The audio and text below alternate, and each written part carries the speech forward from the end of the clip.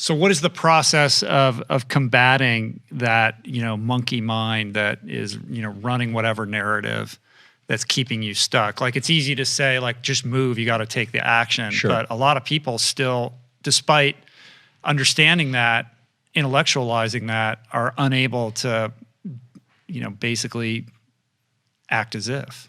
Yeah, I think we're dealing with two general categories of people who have problems with motivation and focus. And I think we've failed to I think we've failed to describe the fact that there are two groups and not one. We think, well, I need to calm myself enough to move forward. I think, and then other people say, well, no, you need to kind of ramp yourself up to move forward. Here's the way I conceptualize it based on the data that I'm aware of. Some people are just hypo-aroused. They're just not motivated enough. And those people would benefit greatly from cultivating practices like superoxygenated breathing. Mm-hmm. So this is something along the lines of like Tumo type breathing. So rapid, and we look at this in the lab, we're actually running a human study on this now. So 25 or 30 deep breaths through the nose and out through the mouth, then exhaling the breath and holding, learning how to self-generate adrenaline. That's what you're doing when you're doing some version of the Wim Hof technique. Or that's what that is. Brian McKenzie talks about. Right. An ice bath is doing the exact same thing. Stimulating adrenaline response. It actually improves the immune system. There's a published paper on this. Releases adrenaline, which buffers the immune system against infection. But getting good at taking yourself from low energy to higher energy. And then learning how to compress your focus. And I'll talk about the focus thing in a minute. Some people are so agitated, the monkey mind, they got too many things going on and they're thinking, okay, they're trying to sit down and write. I suffer from this. And I'm feeling like, wait, I've also got this person I need to connect with. And I'm kind of being drawn off course by not being able to put the blinders on. For people that have that issue, I think learning how to calm the nervous system is very powerful. And the best way that I know how to do that is based on two studies, one published in Nature, one published in Cell Reports recently, showing that physiological size, there's actually a thing in the literature called physiological size, are one of the fastest ways to bring our overall levels of autonomic arousal down. And a physiological sigh is 2 inhales followed by an extended exhale. So it's like, it's not just a deep breath, it's 2 inhales followed by an exhale, okay? And then what that does, and this has been shown several times now in humans and other species as well, is it dilates the little sacs of the lungs, and that second inhale dilates them a little bit more, and it pulls a little bit of carbon dioxide out of the bloodstream so that when we exhale, we offload the maximum amount of carbon dioxide, and it perfectly adjusts the ratio of carbon dioxide and oxygen in the bloodstream and lungs. And sometimes it only takes one of these double inhale exhales. Sometimes somebody needs to do 2 or 3. But that's the fastest way to bring the autonomic nervous system down. A lot of people need such a tool because I think we talk a lot about meditation and tools for calm, and I can go to Esalen for a weekend and get a massage, I'm gonna feel very good, but then when I'm thrown back in real life, I need something that's gonna work in real time, what I call a real-time tool. And most people don't know how to control their autonomic nervous system because it's complicated. I can't control my liver function. I can eat, that will calm me, but that has complicated, issues with it too if I'm just eating to calm myself. So the diaphragm is the one skeletal muscle organ that was internally, right? We've got obviously skeletal muscles designed to move things. It's a skeletal muscle organ, unlike the spleen, the liver, the heart, et cetera. It was designed to be moved voluntarily. And these physiological sighs are actually occurring fairly regularly during sleep to adjust our levels of carbon dioxide and oxygen. And there's a recent study showing that in claustrophobia, this is the breathing pattern that people default to try and offload that carbon dioxide.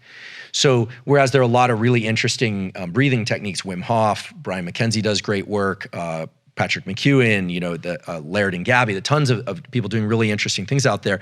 My lab has been focused on what are the neural circuits that are designed to achieve particular states that happen to impinge on and capture diaphragm function. And so the reason I think breathing is so powerful is that everyone has a diaphragm, and it's the immediate link to the body. A lot's been made of the vagus nerve, the vagus is the path between the body and mind, but the vagus is very slow.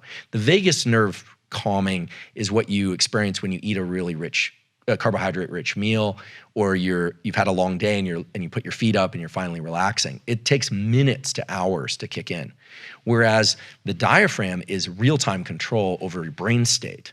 So the brain knows what the body is doing by how fast the diaphragm is moving. It knows its overall activation state. So when you breathe quickly, those 25 or 30 breaths, the brain says, oh, I must be alert. I'm going to start secreting some noradrenaline. And when you breathe slowly, that level of noradrenaline drops down.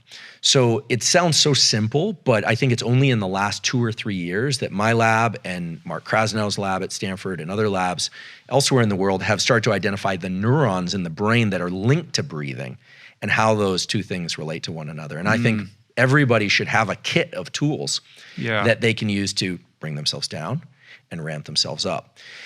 I'll just say one other thing about focus. So when we're in a high alert state, something very powerful happens that I think partially explains your ability now to drop into this book writing. When there's a certain amount of adrenaline in our system, our pupils dilate. Remember, the eyes are not connected to the brain. Our eyes are actually two pieces of central nervous system. They are two pieces of brain outside the skull that were designed to control our overall arousal state. And so we can talk about this as it relates to sleep and sleep quality, but when I bring up the level of adrenaline in my body through breathing, or let's say I see a troubling text, or let's just say I just use a very Goggins type approach and just figure out the most painful, inspiring for me reason to do it. You know, it sounds vague because obviously, David, I don't know what goes on in your head, but a tremendous respect for your ability to do this. But he just ratchets himself out of that ditch and puts himself in motion. The pupils dilate. And when that happens, our visual system actually enters something that's a little bit more like portrait mode on our phone. There's a process called accommodation, and your ability to focus on one thing visually actually becomes better, and your ability to see everything else blurs away. And that's the ability to just see that screen of text, or that if you work on pad and paper, to just see that pad and paper. And then as you start writing, what people don't realize is that mental focus follows visual focus.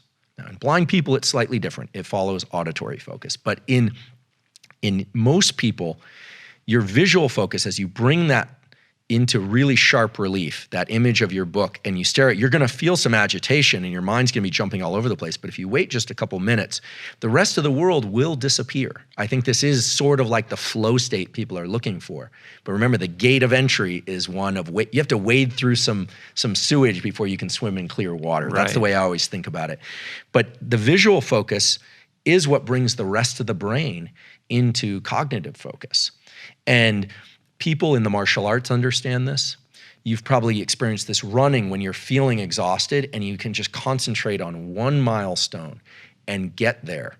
You can almost bring that into what you're doing is you're linking that to the dopamine circuitry. You're saying that thing is the milestone, not winning the race, not some other thing outside this immediate environment, that thing. And when you're able to start capturing these peripheral circuits, meaning the body, the diaphragm, the visual system, then you start getting past this whole idea of mindsets, and it really becomes about the body setting the mind. And this is where I think when you say action leads the rest, right? What you're saying is grounded in real neurobiological data.